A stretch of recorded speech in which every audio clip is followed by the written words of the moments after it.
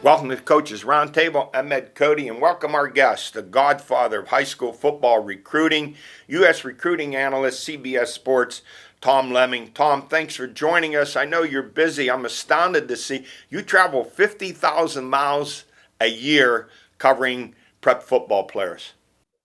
Yeah, in just about 6 months, I have to see the top 1,000 guys in person. I've been doing it for 43 years. In fact, in your area, I went and saw Dan Marino in high school in the fall of '78, my first year, and I've been traveling around the country since. I find it a lot better, sort of like Gil Brandt's a friend of mine, the Cowboys ex-scout and probably the most famous scout around. And he said the key is to go see these guys in person and to make sure that you talk to them about how important football is, much more than just watching film. What was your motivation to get started in doing this? Did you have a particular background from high school that motivated you to get into this recruiting aspect? Not at all. I played high school baseball and football, and I wanted to stay part of it. And I went traveling. When I never went to college. From the age of 18 to 22, I traveled around the world. Egypt. I was in the Kremlin for a couple of months during communist Russia. And that was my education. When I came back, I said I had to do something. I wanted to be part of the Chicago Cubs organization. So I went there for a couple of days, sat in the lobby. No one came to see me. Finally, a guy that used to be part of their collection of coaches back in the early 60s, instead of one manager, they had 5, if you remember. And a guy named Vidi Hensel came down. He said, well, Tom, we don't have any opening for you. You know, it was more, what are you trying to imply, more nepotism than anything else. So then I just started covering. My sister was in advertising for the Southtown Economist, a local newspaper, and I got a job as a stringer covering Catholic League games in 1978 for the Chicago area. And instead of asking about if St. Rita or Mount Carmel are going to win games, people are asking where are the players going, particularly Notre Dame, Michigan, Ohio State. So I decided maybe I could do something nationally, because back in the 70s, except for Parade Magazine, everything was more local. Like if you're in Pittsburgh, you had the 2 big newspapers there, the Post-Gazette and Tribune, that would only be covered in Western PA. They might give Pittsburgh or Penn State's total class at the end, but they're not covering USC or Texas or Miami. So my idea back then was to travel around the country, and which I did in my car, but I didn't have a lot of money. So I would just sleep in my car every other day, or 2 out of every 3 days to save money, and stop by to see Bob Trumpy in Cincinnati, or Frank Beckman in Detroit, or Jack Brickhouse in Chicago, and Hap Gaudy in New Orleans. And they would give me some plugs. And that's how I started getting eventually a 12-page newsletter turned into a 280-page magazine. So, Tom, you must have a tremendous connection with college football recruiters and also with coaches. How often do you talk to these people? All day long, I'm talking to college coaches. The ones I like. There's a few I'm not friends with. That's always good to be like that, because you don't want to be a homer. You don't want to be like a lot of the internet people are just guys that the internet people are more guys that call kids on the phone and they talk about one school in particular. So they've got to be real good friends with that school. And so for me, I could talk to anybody nationally and it doesn't matter. So every now and then there's 6 or 7 schools that don't like me, but I think that's a good thing. Joe Paterno never really liked me. Joe didn't like anyone. Right. I couldn't get him to interview him because I had to submit all my questions ahead of time, and I refused to do it. Anything negative, like if Pittsburgh was having a better year than Penn State back in those days, and he would be mad at you if you said it, and that was why I didn't deal with him very well. Tom, let me ask you. You mentioned seeing Dan Marino. I was coaching at that time and saw him when he was a freshman. Western Pennsylvania is not what it used to be, but I think there's still some pretty good players around here. Who are the top players you're looking at in Western Pennsylvania? I'm looking more at guys like because it was a very bad senior year. I'm looking at Rodney Gallagher, who's from the area. There's a linebacker named Robinson also, who's a very good player. There's some pretty good sophomores and juniors, Tamir, and then I really like there's Hinish who's going to Notre Dame from Central Catholic. They had a sophomore linebacker that's outstanding too that Notre Dame and Penn State offered already. So the underclassmen are much better than the seniors, let's say, in the Pittsburgh area. So we look at the national scene. Who are the top teams having a great recruiting year in your estimation for this year, and maybe looking at following year, 2023? But who now is on top with your recruiting? Four right now. That's Alabama, Georgia, Texas A&M, and Ohio State, and followed by Penn State's having a very good year. James Franklin's an outstanding recruiter. And then Notre Dame was number 5 or 6, and then they lost C.J. Williams yesterday, one of the best receivers in the country, which sometimes happens when there's coaching changes. I know their new head coach, Marcus Freeman, went to see him, but the wide receiver coach, I don't think had that great of a tie to him, and they kind of lost him to USC, which is no big loss. USC, he's a very good player, but USC normally dominates the Southern California area. So you look at the new coaches. You mentioned Marcus Freeman, then Brian Kelly leaving Notre Dame to go LSU, and Lincoln Riley at USC. How would you rank these coaches and what they're recruiting in their new positions? How are they faring? I think Brian Kelly, LSU's got built-in recruiting advantage because most of the kids that are from Louisiana want to play for them, but they're having a good year, but not a great year, not according to Ed Ogeron standards. Brian Kelly, when he gets in the house, is very good. The problem is he's going to have to give up the golf clubs to recruit because you're in that conference. It's 365 days a year now. At Notre Dame, I think he relied a lot on his assistant coaches to recruit. And the difference between him and Marcus Freeman is a hands-on type recruiter. So he's going to be in the mold of a Nick Saban or a James Franklin or Urban Meyer or a Dabo Swinney, which is great for Notre Dame fans. Same thing you can say about Lincoln Riley, outstanding recruiter. He had a great year going at Oklahoma. As soon as he switches to USC, the top recruits for next year all switched over to USC. So Lincoln Riley and USC now are going to be back to being a force after some 10 down years after Pete Carroll left. So I think it's going to be good for them. And you'll see, if Miami, Mario didn't have enough time to get them going. They're already under Manny Diaz had a great year going, a very good year. So I do think they're going to wind up doing well. Florida's suffered a little bit with their coaching change, but next year, Florida, there's so much talent in the state of Florida that Florida State, Miami should always do well. Well, Pitt, ACC champs this year, first time in 40 years they won 10 games in a season, then 11 with the championship. Where do you see Pitt's recruiting? I've got Pitt probably around 55, only because they don't have that many players committed, 10 or 11, which is one of the lowest numbers in the whole country. So it looks to me as if Pitt might be waiting for the portal to open up more. Nobody really takes guys from the portal until after signing day because they don't want to screw up whoever they got coming out of the high school ranks. But you watch, I'll bet Pittsburgh hits the portal like Michigan State did last year very hard. Hey, Tom, speaking of the transfer portal, this is my look at you can't recruit 2 4-star or 2 5-star quarterbacks. It's hard to keep both of them. What are your thoughts on that? Well, Ohio State proved it. They got Quinn Ewers, who's the number 1 quarterback in the class of 2021 and 22 because he transferred and he became they had him, but he also had one of the top 3 quarterbacks coming out of St. Joseph's High School in Philadelphia. So one of them was going to leave, and Quinn just left and switched to Texas, and that's always what happens. When you over-recruit, it kind of comes back to bite you in the butt, as LSU can tell Ohio State again, because LSU won their national title from an Ohio State quarterback who transferred into the portal and helped win them a national title 2 years ago. So what's the difference between a 5-star, 4-star? I mean, I know when you look at a player, if you can't tell he's a great player, then you're not very observant. But how do you come up with a 5-star versus a 4-star? It's apples and oranges. I was the one that started the star system. Basically, what Gil Brandt had told me. Mike Gottfried was my partner on ESPN for years, and Mike had a charity event and called La Arch down in New Orleans every year. And I always sat next to Gil Brandt, and he told me back, this is over 30 years ago, that they used an 8-star system in the NFL. So one year in my magazine, I used 8 stars, confused everybody. I went to 2 stars the next year, and then I figured, okay, that's not enough. So then I used the hotel star system of 5-star, 4-star, and it's all bogus, to be honest with you. Everybody's using it now. There isn't much difference, as you could tell with all the players going to the NFL, like a J.J. Watt. I think the internet sites had him as a 1 or 2-star. Barry Sanders, I had as a 2-star. Nobody knows.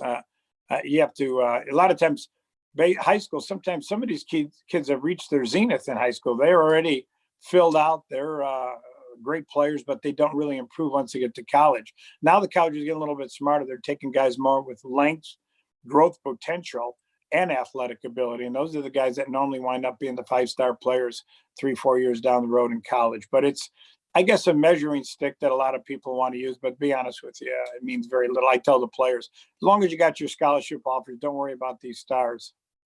Hey, Tom, just been fascinating talking to you. We have to do this again. I bet we could do it easy, a half-hour show. Thanks for joining us. I know you got a busy day ahead of you. Talk to you soon. Okay, Ed, take care. Thank you. Bye. I'll be right back with Ellen George.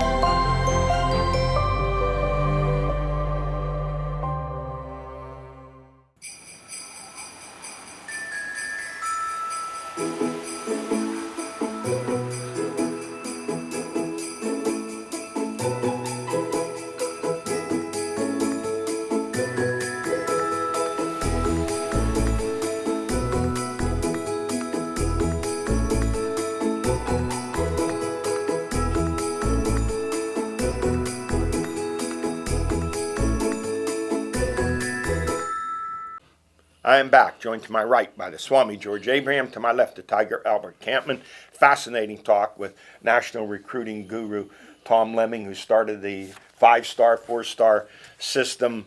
He travels all between June and this time of the year. He travels 50,000 miles a year. Yeah, that job now has become a key component for all coaches. They look into that completely. He talks to coaches all the time, talks to the recruiting coordinators. He said there are about 7 or 8 coaches he doesn't talk to. He doesn't like them. They don't like him. The one guy that never liked him was Joe Paterno, because he would say Pitt's having a better year, and Joe would get mad at him. That's funny. Well, no, Neuheisel was saying they debate that 5-star, 4-star stuff. They say that they tend to do it according to where they're going. Yeah, I believe it, and it's apples and oranges too. Yeah. Like if all of a sudden Ohio State or Alabama's after a kid who was a 3-star, now he's a 4-star. Yeah, I couldn't say any better than that. Absolutely. Let's go to Spotlight. How about, you remember her, former North Catholic basketball star Tess Myers? She's averaging over 11 points a game for Duquesne. She has 31 trays to lead the team. She had 23 points in a 70-61 win over St. Francis as a freshman. Oh, we knew how good she was. Remember we were down there? Oh, yeah. Yeah, her and Lewandowski. She played mean, too. She'd get rebounds. She'd mix take it up, that ball the hole, but taking after her dad. yeah, oh no, we knew she'd be good. We know the coach a little bit there, and they've had some real good teams in the last couple of years. They've struggled with the COVID and such. During the games, I think, but she got to be about, what, 6 foot, 6'1", somewhere around there. Well, I know one thing, she plays like she is. She plays big. Yeah. Our high school football, our final rankings for this year in 6A, Mount Lebanon, undefeated 15-0, followed by Central Catholic, Seneca Valley, and NA. I only have 4 teams there because I will not put a team in with a losing record. In 5A, Penn Trafford, Moon, Penn Hills, Gateway, and Pine Richland. In 4A, it's Aliquippa, Bell Vernon, McKeesport, Thomas Jefferson, and Hampton. In 3A, Central Valley, North Catholic, Avonworth, Elizabeth Forward, and Grove City. In 2A, Sarah Catholic, Stowe Rock, Still Valley, Karn City, and Beaver Falls. And in 1A, Bishop Canevin, Olsh, Clareton, Union, AC Valley, and Rochester. Let's go to our girls' preseason basketball rankings. And once again, like we did with the boys, we're going to wait till we get to the middle of January under section play. But let's go to 6A. It's North Allegheny looking for another state title. Norwin, Upper St. Clair, Mount Lebanon, and Bethel Park. Bethel Park with a new coach. Jonah Burke is now at Quaker Valley, I believe. Yeah, I can't keep up with the coaches. She's Quaker Valley, I think it I is. can't keep up with the coaches. They sure the boys were there enough, Quaker Valley. And in 5A, it's Chartiers Valley, Trinity, Hampton, Latrobe, South Fayette. Chartiers Valley just reloading. If they don't have to reload, they got 3 Division Ones I know of, and they said they're talking about a 4th one. So I was telling Yes. you, I didn't realize they got smashed in the state title. yeah, they did. That's what I said. How How good good must that team That team was be? unbelievable. Right. Four Oh yeah, ones? Julius Page. Remember Julius 425 Page? and 4, and had their winning streak. Julius Page, who played for Pitt. Yeah. His daughter plays for Short Valley. She's tremendous. And in 4A, it's Beaver, Southmore, and Quaker Valley, Knock, and Freeport. In 3A, North Catholic, Mohawk, Laurel, Brentwood, and South Park. In 2A, Neshannock, Sarah Catholic, Winchester, Thurston, Burgettstown, and Olsh. And in 1A, it's Rochester, West Green, Clareton, Aquinas Academy, and Needham Christian. Anything standing out for you guys? Shannock. Yeah. Shannock really, really good. Going for another. They went to the state WPL. championship last year. No, Yeah. they have a good chance to go back again. Right, that's why I have them at the top. Let's go our stories of the week. High school sports. The PIAA delays determining new classifications, the result of counting errors. I'm not sure. Didn't some superintendent miscounted for his team, and they should have been in 2A. They did made a that, mistake, yeah. and they put them in 3A, and they suffered for it, right? Yeah, there's some over the VOTEC, but they didn't count the VOTEC students right or something. I have no idea. Well, you better have someone who knows what they're. You Well, better double check. George says it best. See, the PIAA, how can you think they're going to do it right? Yeah. I mean, it What would seems make like you whatever think they would decision do they it make. right? They play Oh, football games on home fields. Right. I couldn't get in the game I because don't I want didn't to have go a to phone. the game. Hey, last week he says, I'm going to the, I said, oh, that'll be good. I said, how, he goes, I can't go. So what do you mean? He goes, I don't have the app on my phone. Yeah, and the other thing, remember, we quit doing state playoff games in football and basketball. They went Well, $1,000. yeah. So much it's supposed to be about the kids. No, it's because they want us off, so they get that money from the networks, and they don't care about Well, us. they want to sell those subscriptions on the live. Well, you're gonna find more and more of the other networks and major networks are gonna decline to pay those fees. I think so, too. And you know what, too? I hate to say this because we do it. Those announcers are lousy. They had Bishop Guilfoyle in District 11. Then they had him in the Whippeal. Oh, jeez. I mean, if you're going to do that game, you probably got 4 pronunciations to brush up on, and you better know where they are. That's why sometimes they'll say to you, because it's some of the small schools in our area, they could be, say, 2A in football, but then they could be 3A in happens all basketball. over. Oh, and yes. that happens, and you get confused by it. That's how I call you sometimes, say, hey, They where's draw- this team go? Well, you know, the reason is some teams don't have football, so the numbers are different. But basically, it's 1/6, 1/6, 1/6, all the way down. The top 1/6 are 6, the next 5, etc. But what changes it is some of these schools don't have football. So the numbers are, and remember, they're girl and boy numbers too. Like Shar Valley, they may have more girls. And once again, the WPIL does not do this. They don't change. So don't get on Amy Schooneman, WPL. It's the PIAA, and that brings up the issue of Aliquippa football from 4A to 5A. They keep just put them in 6A and get it done with. Under the PIAA rules, the Quips who moved on their own to 3A and then bumped to 4A and now looking at 5A under the PIAA, what they call the competitive balance rule. You go far in the postseason 2 years in a row. They do that all the time. But they have at least 3 transfer students on the football team over a 2-year period. And that's where they're wrong. And that's where they lose out. That's where they're wrong. See, that's why I said the PIAA does no research. Right. Because I lived in Farrell, and Farrell were exactly alike. They have drug addicts for parents. Yeah. All right. So they end up living with grandma. For 2 Next years. year with their aunt. And next year with their aunt. Yeah, And right. they call them a transfer. That's not a transfer. They have no. That's where they end up living. What can you say? They have no you're idea agreeing. what's they're They talking have no about. awareness of their socioeconomic Yeah, they don't. This Zero. team being in 20 title games, just leave it. Well, wasn't there the big flat? Central Columbia. Well, Southern Columbia. no, we- We've been we- 20 I title know. game. If that's not a success factor, Yeah, I know. I don't there is no grasp that. success. Now, wasn't it one of the top players from Ambridge last year? Scores moved to where? Up the street to Quaker Valley? Yes, and even And- Christian. They okay. go both places. That's where they go. And didn't we have a controversy one year where a kid from Ambridge moved across the bridge to Aliquippa to Yeah. play, and Aliquippa got penalized. I remember I was looking into the share. I was up there, and the guy was telling me, he said about this one area. He said they look around and they see which area has the most money or whatever, as far as, benefits, and that's where they go. These kids are pawns in this. So the PIA is going to bump Aliquippa up to 5A. 5A. Aliquippa is going to protest and fight it. I don't see how they win it. They can't win it. We can't win it. They're going to look into an independent schedule, but I don't think the Quip fans don't want that to happen either. So. They don't want to drop out of WPL. No, that's what I'm saying. So it's crazy. It's crazy. I'm just watching that team and thinking they can play 5A, right? Or is that the line out? Just any injuries though. It's not so much that they can't play 5A. They shouldn't be put in that position. No, it's the worst thing in the world. No. It's the worst thing in the world. Now, It's now wrong. It's I'll go wrong. back again. I've talked about this. I talked about it when Tim O'Malley was executive director of the Florida thing. They realignment based on your records every so many years.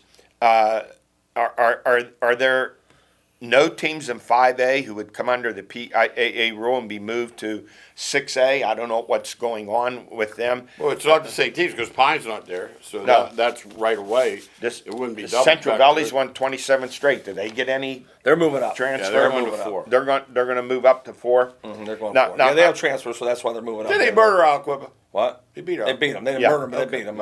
Now let's say I would like to see this under the Florida rule. Let's say every 3 years, the winningest records, and every June, it's open transfer rule for the month. So you don't use that under the competition rule. If a kid wants to go here, there, But here's the thing. The spirit of the rule is so you don't move for athletics. So technically that comes up as we didn't know we had to move. yeah. This basically Did is they a ever planned stop move. John Miller? No. Did Eddie McCluskey ever have anyone move in? He had a couple. Yeah, a couple. I look at 6A. If you want to put the best teams in there, you'd have Mount Lebanon, Central Catholic, Seneca Valley, NA, Gateway, Penn Trafford, Moon, Thomas Jefferson, Central Valley. Right. If you go by winning records, and then Central Valley is half the size of Seneca Valley. well, Yes. I agree, and for Let's go some by reason, record. You're talking about records, does it work in Florida? It seems to work. that's British there. I soccer don't know. model. That's a British soccer model. That's what that Yeah. is. You like it or you don't like it? No, I don't think Central So Valley should have to play Seneca Valley How- with 4 times their size. How do you? Well, there are probably some teams in 4A don't want to see Central Valley move up there either. No, absolutely. Oh yeah, you're not going to make everybody happy. I just don't think the PIA looks into things as clearly as us three would. They just make rash decisions. Like I got a question for you. It's not the exact same thing. Why is the game played? My wife asked me this at Hershey Park every year. Why? What is there a reason You why? know why? Their offices are 10 minutes I said that. I away. said George always says it's because Yeah, Rob's no, they're lazy Like I don't pigs. understand. So they make it lazy. They say, "We'll just go right here." Put it right there. They do some fake bid thing where no one else can win it. It's like, go ahead, bid on it now. My wife asked me. I said, "She said I don't she's understand exactly that, honey. right. Why do they play here Tell all the the time?" offices are 10 minutes away. I just think they have to come up with a better system. I'm not sure what it is.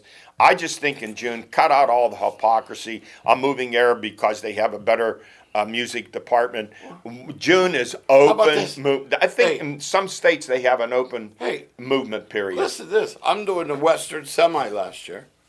Miss Kennedy team, they stink. I look, 23-2. Here, the point guard couldn't play in the playoffs. That's all it took, right? That's all it took. They make those rollings. No, that's Yes. the dumbest thing. If he couldn't, why did he play all year? I have a feeling we'll be debating this, and there'll be more Oh, arguments to come in the future. I want to add one more thing because I want to make sure the fans heard what Eddie said. Don't blame the WPL. They get that mixed up. It's the PA. They It's think the it's the same PI. thing. Yeah, they're not the same thing. It's the PIAA that made you have to have your ticket on your app. Yeah, to it go had to the nothing to do with center. WPL. Yeah, And they're always trying to not have any money. That's the best part. And they give in. Everything they do on the side, streaming all these games now and everything, just changing the whole landscape. Hey, college football, I took a look at the preseason rankings last summer and where they are now. Alabama right now is number 1. Preseason, they were number 1. Clemson's number 2. They finished number 19. Oklahoma was preseason number 3. They're number 16. Georgia is now number 4. There's number 3. They were preseason there. Ohio State was 5th. Texas A&M, they're number 25. Iowa State, not ranked. Cincinnati now is number 4. North Carolina, not ranked. Oregon was number 10. They're now number 14. Notre Dame was number 12. They're now number 5. Baylor wasn't in there. They're in there at number 7. Ole Miss at number 8. And Oklahoma State at number 9 and Michigan State at 10. So 5 of the preseason top 10 did not make it, and 2 were completely out of the top 25. What's that tell you? Yeah, what it tells you is this. There's one thing that stands out in that thing. Listen to our rankings. No, and I always give George credit when he says something way ahead. I like anybody can predict that after it's over. The whole key to that was Cincinnati getting put at 8 to start. At 8 to start. See, they could they have started won at before. 18. If they started 11, they could not they'd have have been been all the way like up Boise there. every. Remember Yes, Boise? right. They could Yeah, never so get- that was the one that stood out. And they did it for a reason, You know. because they knew they were going to Notre Dame, and they knew they thought Indiana. And that was my biggest mistake. I had Indiana Everyone preseason did. number 10. That wasn't a bad play. They're the biggest disappointment Yeah, they in were. You know, the 3 and biggest 9. egg there, the biggest egg, I guess, is Iowa State laid the egg. They laid the biggest egg. Yeah, not Clemson ranked laid now. the second biggest egg. North Carolina. And A&M, North Carolina. background. I had them at number 11 or No. 10 preseason. Everyone did. And the biggest surprises, to me, it's number 7 Baylor, Yeah, number it is. 17 Wake Forest, and number 12 Pitt. Baylor's number 1. Yeah, Baylor's number 1. Of all the surprises. Yeah, They Wake thought- Forest second, Yeah, they Pitt thought they third. won 3 or 4 games. Yeah. Yes. And Pitt's right there. And It's the other right one, there. and the other one was Michigan State. Michigan State's surprised, too. They had I them agree. winning 2 or 3 games, and they had What were they the previous year? 1 and 5. Yeah, 2 and exactly. 5. Yeah. But Pitt, a league champion of a major conference, you have to take your Yes. Give them credit to that, yes. College football playoffs coming up December 31st. The Orange Bowl, Georgia 12-1 versus Michigan 12-1. Georgia favored by 7.5. The over and under 44.5. So you have Michigan, number 13 ranked defense against the number 1 ranked defense, at least in the regular season they were. Defensive end Aiden Hutchison, and their running game with Hassan Haskins, quarterback Cade McNamara, not the best passer around, but okay. And Georgia's defense, does it come back for this game? And It's a whole different the set of circumstances. In other words, the Alabama ridiculous wide receivers. Their sphincters they're not aren't being going guarded. to. No, Their no. sphincters aren't going to get so No. tight against Michigan. No. They get so tight against Alabama, they could cut cigars with them. Georgia, the running back's Amir White, but what about the quarterback situation and Stetson Bennett? He had no rhythm against Bama. Yeah. And that's not a good Bama defense. I rewatched the game. He did not play poorly. Yeah. He did not play. He did not play. He's been a big interception.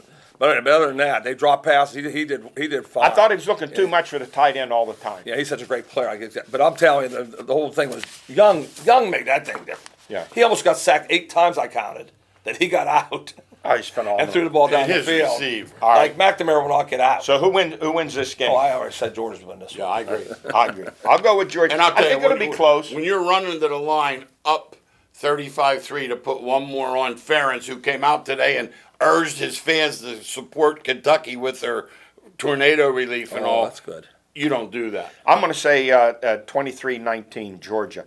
Now let's go to the next game. Cotton Bowl, Alabama and Cincinnati. Bama by 13. The over and under 58.5. Bama and Heisman Trophy winner Bryce Young. Cincy's defense, they got 3 outstanding corners in Ahmad Gardner, Kobe Bryant, and Arquan Bush. If Mechie was playing, I think it's a 35-point game. That's how much him and Williams are such a dynamic duo. Without him playing, I kind of think Alabama probably has another one. You think they might have another receiver? That's what I'm Yeah, saying. yeah. So if they do, then I don't think Cincinnati can beat them. George thinks Cincinnati can win. And I no call one- George. What about Desmond Ritter? What he needs to have a I'm great game. telling the fans, if you have a chance on FanDuel or something and can get a first half wager, because Cincinnati will come out spewing fire. Right. Now, they might knock it out of them. Yeah. But Well, early. Didn't they lose by Georgia But last year? By Georgia 2? had a ton out. That was last year. Well, that's it for us. Stay tuned, watch the games, and have a happy holiday.